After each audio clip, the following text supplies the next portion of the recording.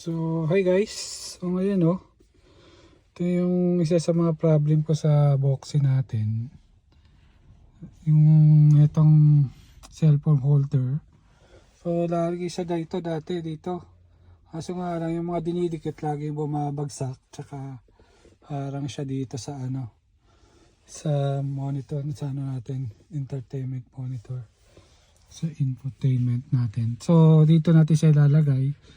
So dito, may nilalagay ditong cup holder, pwede kang maglagay para magkaroon ka dito. So ito nga umorder tayo sa Amazon. Ito pang boxy. So ganyan yung magiging itsura guys. Yan, dyan siya kakabit. Sa likod, meron naman siyang instruction kung paano ikabit. Yan siya. So tara, buksan natin to. So guys, ito yung laman ng itong in-order natin. So yan na siya. Yan. Mukhang maganda naman, quality. Ayan, may mga na rin siya 3M double tape. So meron ditong mga extra pa na ilalagay. So yan siya. Tara, kabit natin. So ayan guys, nalagay na natin to.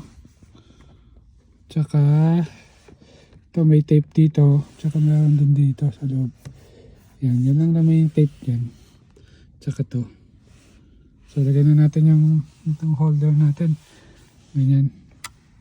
Align lang. Tapos may mga tape naman siya. May mga tape naman. So, okay. Let's go.